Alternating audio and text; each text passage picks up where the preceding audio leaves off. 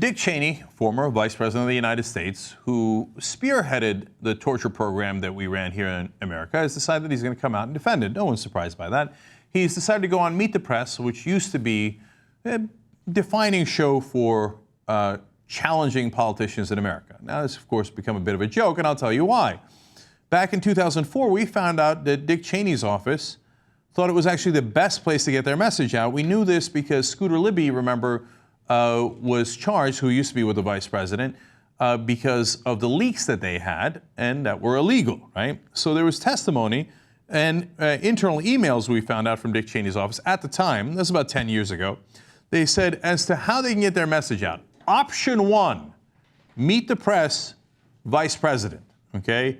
Under pro, she wrote, and this is his communications director, control message. So if you go out and meet the press, it's really easy to control the message.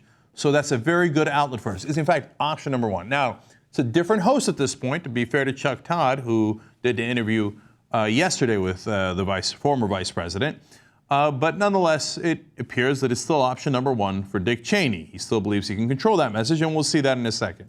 Now, Kathy Martin, who was Cheney's communications director, also said at the time, I suggested we put vice president on Meet the Press, which was a tactic we often used. It's our best format. So just show you that you have context in terms of how they view the mighty press in America. They find it very easy to control the message there. So now let's go to that message. Chuck Todd asked them, what do you consider torture? Get a load of this. Well, torture to me, Chuck, is an American citizen on his cell phone making a last call to his 4 young daughters shortly before he burns to death in the upper levels of the Trade Center in New York City on 9/11. There's this notion that somehow there's moral equivalence between what the terrorists did and what we do, and that's absolutely not true. We were very careful to stop short of torture. The Senate has seen fit to label their report torture, but we worked hard to stay short of that definition. Well, what is that definition? Definition is the one that was provided by the Office of Legal Counsel. All of the techniques that were authorized by the president were, in effect, blessed by the Justice Department opinion that we could go forward to those without, in fact, committing torture. So let's get those two parts of the definition right. What is torture? If you're burned alive while you're calling your children. Okay, that is torture. Everything else, a little short of torture. Okay, well, how did you guys define torture? We defined it as whatever we liked. The Office of Legal Counsel said it wasn't torture, so by definition, it wasn't torture. Well, which branch was the Office of Legal Counsel under? Oh, my branch, the executive branch. Oh, I see. Well, isn't that convenient? And in fact, we know that Dick Cheney's office went around cherry-picking the lawyers that they wanted to make sure that they got the opinion that they wanted to justify whatever programs they wanted to run. So now more of this nonsense. Majid Khan was then suspected of was subjected to involuntary rectal feeding and rectal hydration. It included 2 bottles of Ensure. Later in the same day, Majid Khan's lunch tray, consisting of hummus, pasta, sauce, nuts, and raisins, was pureed and rectally infused. Does that meet the definition of torture? That does not meet the definition of what was used in the program. No, I understand that, but does that meet the definition of torture in your mind? In my mind, I've told you what meets the definition of torture. It's what 19 guys armed with airline tickets and box cutters did to 3,000 Americans on 9/11. What was done here, apparently, certainly was not one of the techniques that was approved. I believe it was done for medical reasons. Well, there is no, medical community has said there is no medical reason to do this. If you go and look, for example, at Jose Rodriguez's book, and he was the guy running the program. Right. He's got a very clear description of how, in fact, the program operated. With respect to that, I think the agency has answered it in its response to the committee report. But you acknowledge this was over and above. That was not something that was done as part of the interrogation program. But you won't call it torture? It wasn't torture in terms of it wasn't part of the program. Whoa, so, okay, that's a really interesting last sentence. I want to read that to you again so you're clear on it. It wasn't torture in terms of it wasn't part of the program. So previously he'd said that anything that was part of the program is by definition not torture. Now he's saying anything that isn't part of the program is also by definition not torture. So unless you're 19 guys who fly planes into buildings. Nothing is ever torture. Well, okay, now, Dick Cheney, how do you justify that? Oh, I justify it by going to Jose Rodriguez. Wait, who's Jose Rodriguez? He's the guy who ran the torture program for the CIA. How do you like this circular reasoning? Well, the guy I charged with running the torture program later wrote a book telling me the torture program wasn't torture. Oh, I see. Well, that's very good reasoning. Well, look, you did this rectal feeding and hydration. Who are we kidding? Let's call it what it is. It's rape. It was not medically necessary in most of the instances that they did it. And even if it was medically necessary, you do it through feeding tubes. You don't do it through, as doctors have said, it's uncomfortable talking about, but you don't do it rectally. In fact, if you do it rectally, you'll do more damage. Not only the anal fissures that some of the detainees had when they did this, and they did it on purpose, and they did it with, according to them, the largest hoses they could find, right?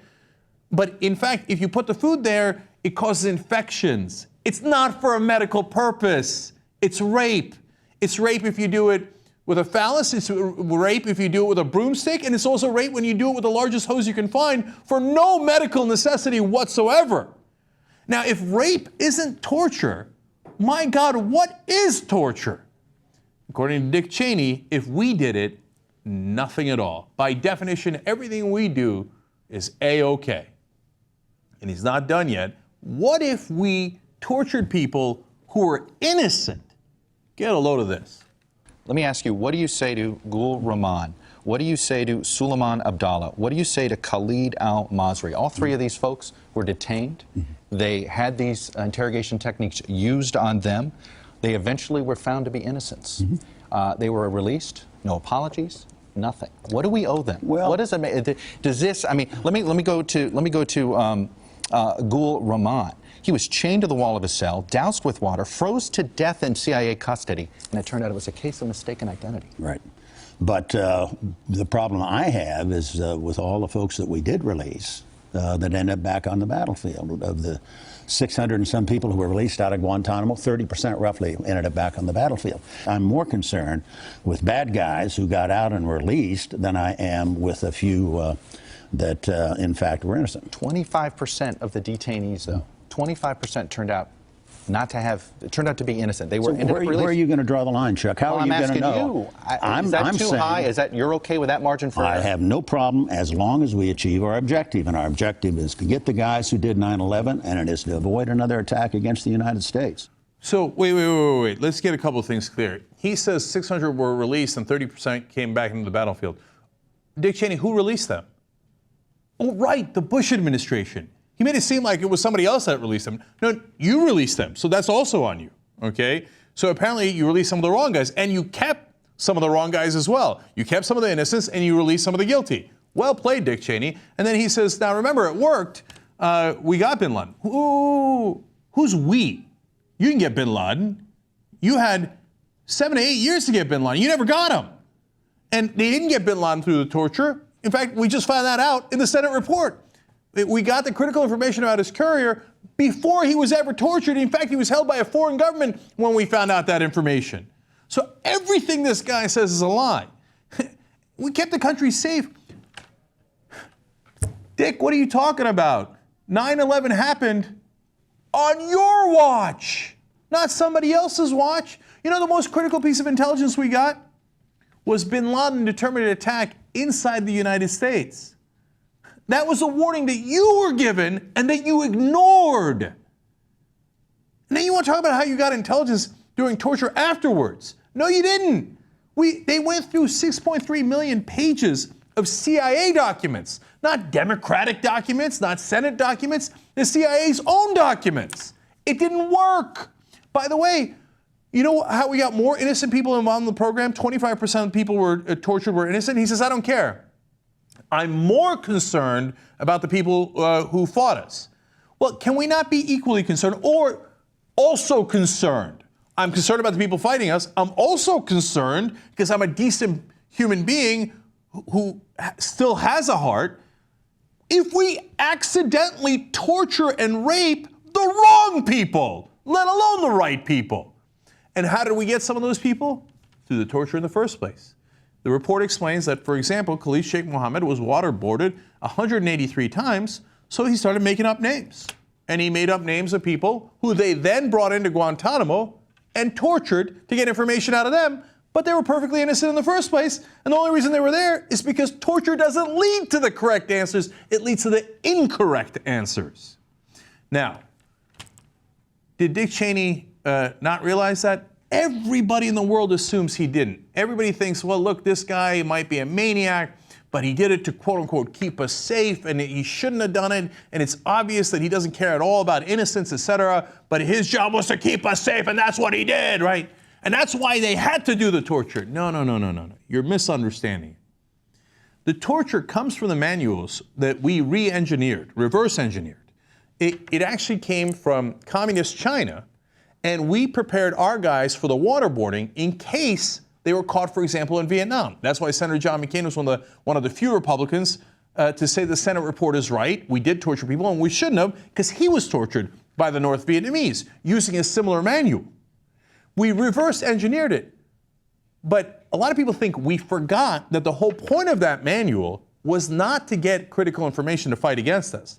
It was to get false confessions. You remember what they would do? They would march out people to say, yes, the Americans are wrong, the North Vietnamese were right, and then whoever the Chinese were fighting, they would do likewise, and they would get people to admit to things that didn't actually happen. And so every report I see that makes a good point of mentioning that says, well, you know, it's funny or ironic that we forgot that. I don't think we forgot it. In fact, one of the guys that we tortured, after we did a fake execution of him, we were going to bury him alive with the help of the Egyptians, said, yeah, Iraq did 9/11. He knew that Iraq did not do 9/11. He actually was not innocent. He was one of the guys that was part of 9/11. And so later when, hey, why did you make up that Iraq did 9/11? Seemed like that's what you guys wanted to hear. And who wanted to hear that Iraq was part of 9/11? Who was desperate to invade Iraq? Oh, right, Dick Cheney. So you all think that it's abhorrent that Dick Cheney is justifying this torture when it didn't accomplish its objective. Well, the reality is, for Dick Cheney, it did accomplish its objective. So he doesn't care about the innocent people we tortured. He doesn't care about the others that we tortured. You know how many people were killed in the Iraq War? Hundreds of thousands of Iraqi civilians, let alone 5,000 of our guys, more than on September 11th, let alone the tens of thousands of our guys who were horribly injured. You think Dick Cheney cared about that? He says the same thing about that as he does about torture. I'd do it again in a minute. That was the whole point. For Dick Cheney, this is not an apology tour, and of course he would never apologize, or even an excuse tour. This is a mission accomplished tour. He's going on TV not to explain these things away, but to brag. That's the real Dick Cheney.